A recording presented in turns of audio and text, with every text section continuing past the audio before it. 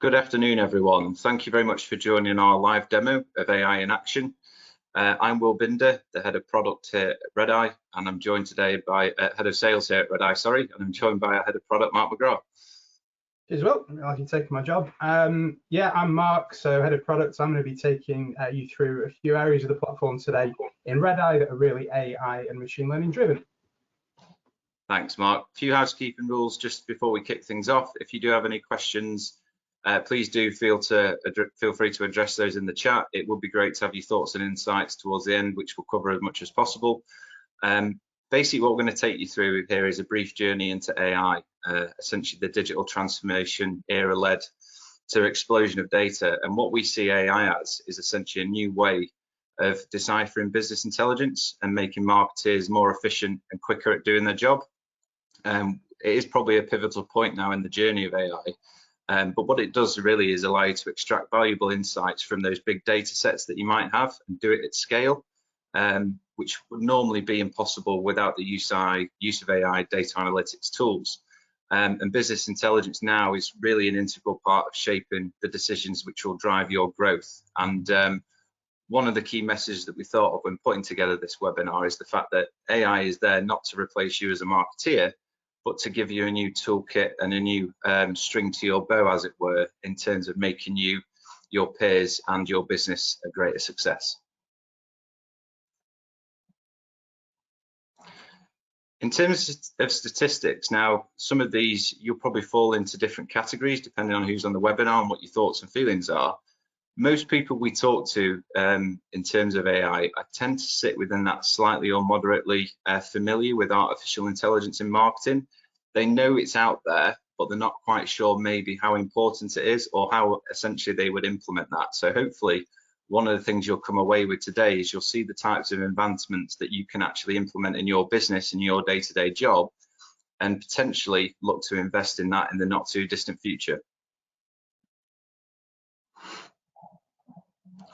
So some of the things we'll be covering in terms of what this actually means to you. We have a term at Redeye, which is to work smarter, not harder. Essentially, our job is to make sure that you are communicating with your customers in the most efficient and most personalized way possible. So that is to not be in systems, not deciphering data at great length, but actually allowing tools and different things to do it for you. What that ultimately leads to is much better experience for the customer. They feel like you communicating with them on a much more personal level, which ultimately will drive that business revenue and help you achieve your targets. So in terms of what you can expect to see, there's four main parts that we'll show you. We're actually going to start with predictive modeling, which will show you how to decipher data in a more efficient way. We're then going to jump into other parts of the system like the subject line generator and send time optimization, which we'll cover in more detail. And then the AI-driven reporting, because ultimately you're going to want to see the results that this type of technology and tools can give you, and even integrate that into any more reporting mechanisms that you might have. Just to touch on before Mark jumps into the demo itself and give a bit of a case study and a bit of punch to this, is the fact that we do have clients already that have adopted what we call predictive modeling, and you can just see here some pretty punchy statistics in terms of the successes that they've had.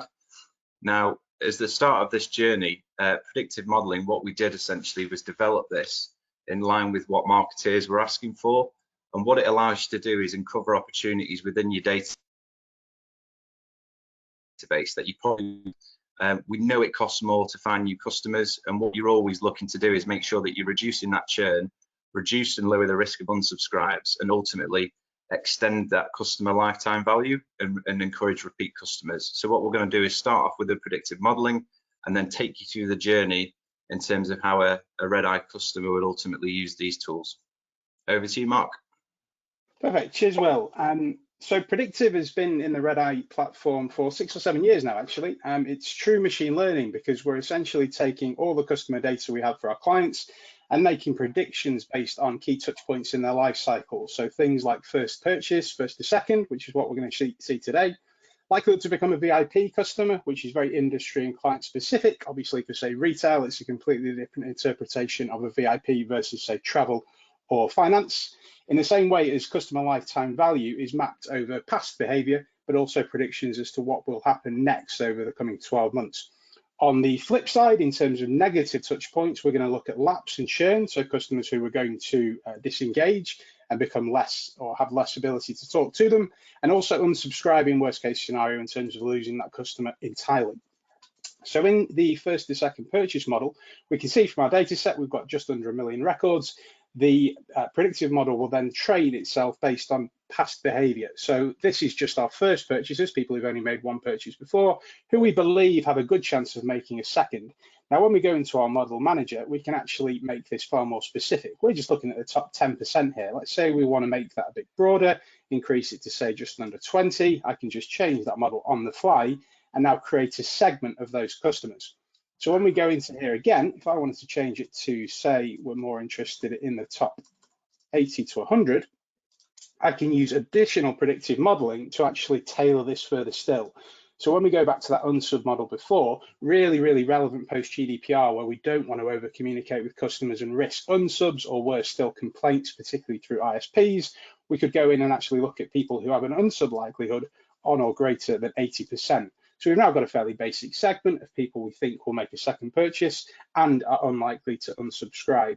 Now, when we start to bake in additional segment criteria, we might want to look at things like recency, frequency, and monetary value. I'm going to take visit recency because it's a really good indicator that that customer's engaged digitally, and I'm going to look on or after the start of the year. So when I go in and change that to the 1st of January, I could use something like email engagement on top, and we have things called PFM, which is our predictive frequency manager, which will look at email responses over set periods of time, yes or no values basically, to look at, say, email response in the last 60 days.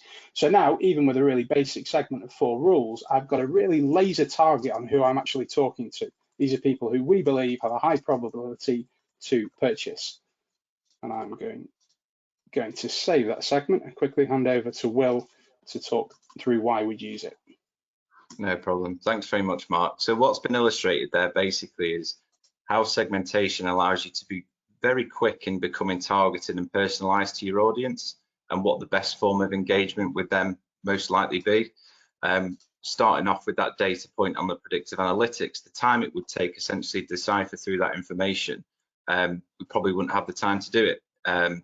So essentially why we designed this kit is to make it very time efficient in terms of who you're targeting and why and what the best channels would probably be.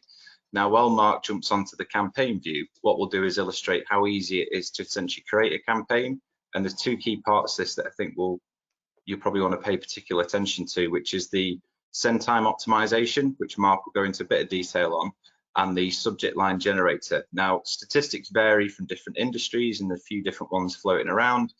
In terms of subject line generator, we can see and have seen up to 50% increase in terms of email engagement and clicks. In regards to send time optimization, which has 2 folds to it, one of which is propensity to make an next purchase in terms of when they're more likely to, but also when they're more likely to actually open and engage with your communications.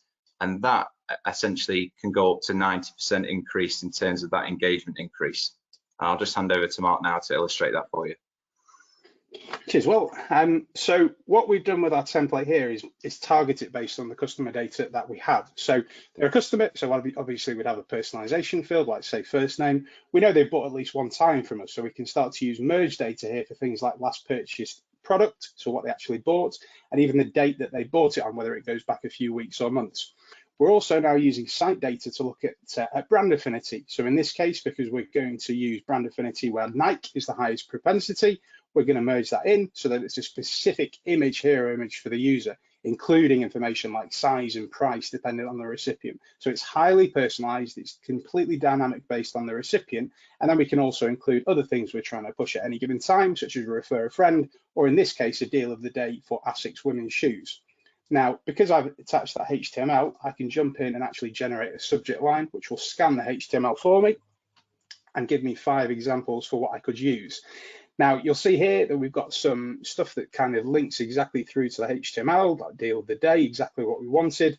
And what's key to point out is that if we were to just put this into GPT off the shelf, we'd probably get a real issue in terms of the content that's served. So we've trained this model so that it's using recommendations, such as if it's over 70 characters, give us a warning because that's not best practice, to make sure that it's using a friendly tone of voice and all that other stuff that ensures that we're really helping you position yourselves well as a brand. So once I've saved my subject line, that's good to go. That email will start running. And then a couple of days later, in this case 3, we're going to use an STO schedule to further target these individuals. So let's assume that we convert, say, a small percentage of these recipients. We've still got an awful lot of opportunities there in terms of additional second purchases. So we're going to use the purchase model through STO, which again is using machine learning based on our data set to call out exactly when we think that person will buy. So of course we can use it on click data, but in this case, the KPI for our campaign is purchase. So we're using that over a 24-hour period to send it based on their past behavior of when they usually buy. We always find that with clicks and opens, particularly for working recipients, they'll open and click during the working day, typically around lunchtime. And in a lot of cases, people return later on after tea time, once they've sat down and got a bit more time to actually complete that purchase. And that's exactly when we want to talk to that person without needing to go through a complex insights project.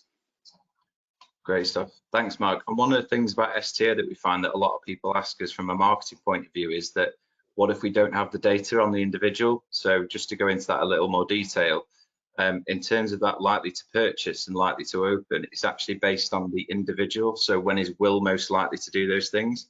Now, we do often get asked the question, what if we don't have enough history and back data to make that prediction? Well, then what we do is revert to actual brand averages, so we can still have that great effect while we garner more data in the background.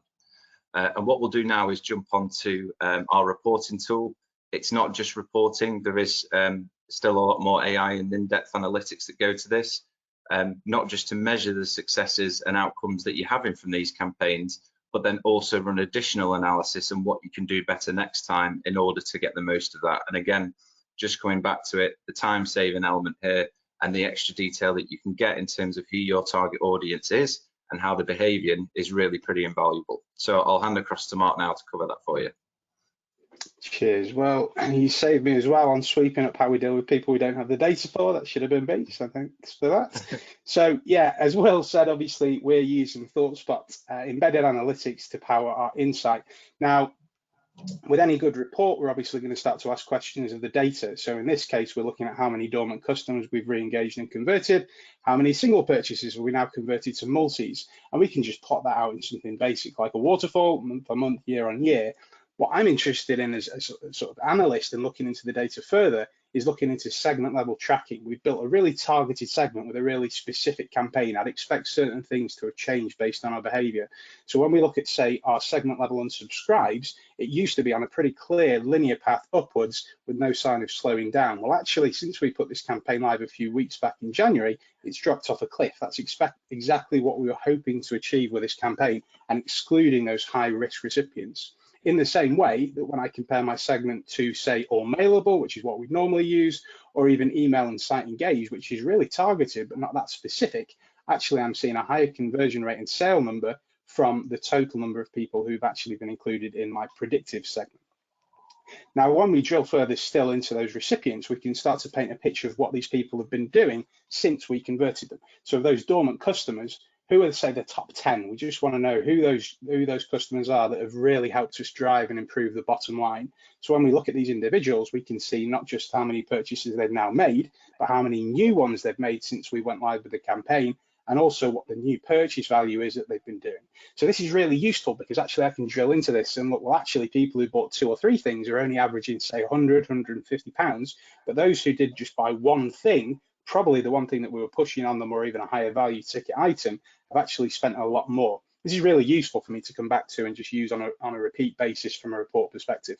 In the same way, I can merge in my email HTML, take an image of that, and now start to look at link level reporting. So obviously we were pushing 60% off ASICs along with the brand loyalty for Nike, but actually we can see drilling into the link data that nearly 20% of our sales came from the kids link. So from an insight perspective, I'm now starting to paint a real picture because their first purchases initially, more than likely in a retail space, they bought something for themselves a few months ago around Black Friday, perhaps Cyber Monday. We've retargeted them, they've come back and now they've bought something else, maybe 2 or 3 items for their family as well as part of this second purchase strategy. Now we've included KPI targets, so say what we expect the overall uplift to be as part of this campaign versus the random sample, which again, we can go back to the predictive model and compare it using cumulative gains, so we can see the impact of our marketing versus static, versus just going as we were doing normally. And actually now I can start to use AI to pull the rest of the pieces together. So because we've changed subject line, this is probably something I'm going to have a sort of test with and play around with once a week or so. So I could use GPT every few days, change my subject line, and we can see there week on week, we've had a really decent increase in engagement. Now I could take any 2 points on this chart. We tend to look at a peak and a trough, hit control, and now I can run change analysis on those 2 data points. So this is now going away to GPT in the back end and pulling out data on what's actually caused the increase of that 8% that we've seen. So we can go into schedule, campaign, or segment level. I'm really interested in subject line because that's the one main thing I changed. And we can actually now see what the significant changes were, not just for this campaign, but for everything we've been doing from the last week, because it's known to include all the subject lines. So I can immediately see that actually our best performer was the Treat Yourself campaign, just launched, and again, personalization having a real impact on what's been going on in terms of engagement. Now, to take it a step further, I'm going to use Spot IQ on my weekly click rate, which again is running off to GPT in the back end, and is now going to pull in data cross-correlation in terms of outliers and trends that otherwise I would have had to do manually. So I can toggle on and off any of the fields that I've got in my data set. So in here, you can see things like average order value, revenue per send. Well, actually, I am interested in AOV because that was kind of called out on the report before. And I want to see how we've done in terms of revenue per send. The analysis is underway, so I will now jump straight into Spot IQ. While this is running through, this should take 5 to 10 seconds to complete the analysis. You can see obviously some of the stuff that myself, Will, and other colleagues have been doing as well. I can go straight into my new AI generated report. So at this point, we're looking for any trinkets in the data that otherwise we might have missed. So what's fascinating here, because we've done something different in terms of our send strategy, we've sent a lot less. So on a linear model, we can see we've really fallen off a cliff in terms of we're even below our usual low threshold. We've only dipped below that once or twice in the last year. But actually, in terms of the KPI we're interested in, revenue, we're bang on the midpoint of that linear threshold. So actually, that's great news, because what it means is we've sent far less, but we've generated as much, if not more revenue as we would have done anyway. So we've lost less customers to churn and unsubscribe. We're not disengaging people, and ultimately we're still getting the same results or better. Now this report is going to pull through for me anywhere between sort of 12 and 14 different data points that it thinks are relevant to me based on the selections I made. I'm just going to skip all the way down to the bottom because I quite want to know what's gone on in terms of cross-correlation analysis, that last one that we selected. So now, once this loads up, we'll have a look at revenue and RPS per date. Now, again, a really good proof point that I can relate to the rest of the business, that actually we don't need to keep sending high volume sends to the same people all the time, because although our revenue is the same, our actual revenue per send has flown up and is now actually the highest point that we've had all year. So to me, that's a really good proof point that what we've done and how we've spoken to those customers has really had an impact on our marketing strategy. And again, to make this a really sort of cohesive journey that I can go and share with my colleagues, I'm probably going to take that piece of analysis and pin it straight back onto my live board that we built before. I'm going to jump straight back into it. And then I can use that as part of a, say, QBR pack, a weekly report, or just a general update that I share with my users, peers, or colleagues, etc., internally throughout the week. And all I'd be doing at this point is just building on top of this every day, every week, using Spot IQ, using ChatGPT backend to power my insight to give me more and more detail on what I should be doing next. So that kind of draws to a close the reporting element of it. Obviously, I can go in at this point and just make some basic changes. So in this case, I'm probably just going to change it so that it's a bit more user-friendly in terms of presentation. And Will, I shall hand back over to you. Thanks very much, Mark. So that will conclude the end of the demonstration. So just to summarize, essentially the reason we built these tools and what we're trying to do is to make your jobs as marketeers easier and more efficient, but also be able to get the most out of the data that you have within system and the customers that you have. So hopefully what we've done there is illustrate that there are a number of toolkits available out there, whether it's predictive analytics, AI, or machine learning, that can actually help you in order to communicate with your customers better from a more personalized behavioral led track, reduce that churn, reduce the unsubscribes, but ultimately what we know you're interested in is driving that revenue through. And if you can drive the revenue whilst also reducing the risk of churn and unsubscribe, then we're on to a winner. And that's what we're here to help with and what this is designed to do. So we'll open this up to questions. I can't actually see any in the chat, which is no problem at all. But if there are any that you want to throw through, we're more than happy to address those and answer them for you. We do find a popular thing is actually to reach out to us directly and ask more detailed questions. We have really just scratched the surface in terms of what this capability is. But given the 20 minutes, we wanted to just quickly showcase kind of 4 key areas that we think you as marketeers will most likely be interested in. So if you do have any other questions that you'd like to reach directly, you can actually find our details here just on the last slide. And we'll do a bit of post follow-up if you have anything else you'd like to discuss. Part of the team will certainly offer free consultations and advice, very non-obligatory. So if you would just like some advice in terms of what's available, how to get the best use out of the data, how to drive revenues through that single customer view whilst doing all the things we just mentioned, we'd be more than happy to do that. So if you'd like to consult with us, we'll certainly spend some time with you and assist.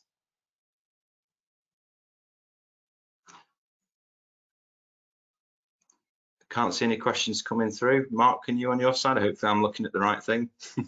Yeah, I was looking too. No, nothing just yet. Lying around. If anyone does want to ask any questions failing that, like you say, we can pick up offline.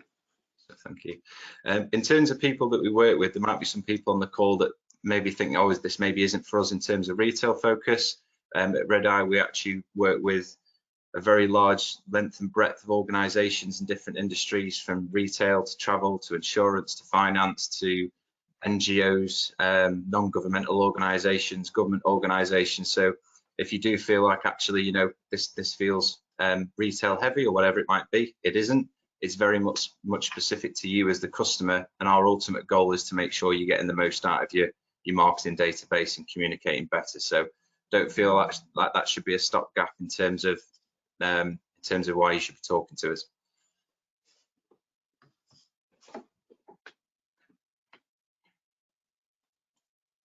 No questions coming through. I'm hoping that's because we've answered all of them that you may have had. Hopefully that is the case. But like I said, reach out directly if you do have anything else you'd like to discuss. But we'd like to thank everyone for the time. Really hope you found that helpful if you did. And we're here if you need us in the future.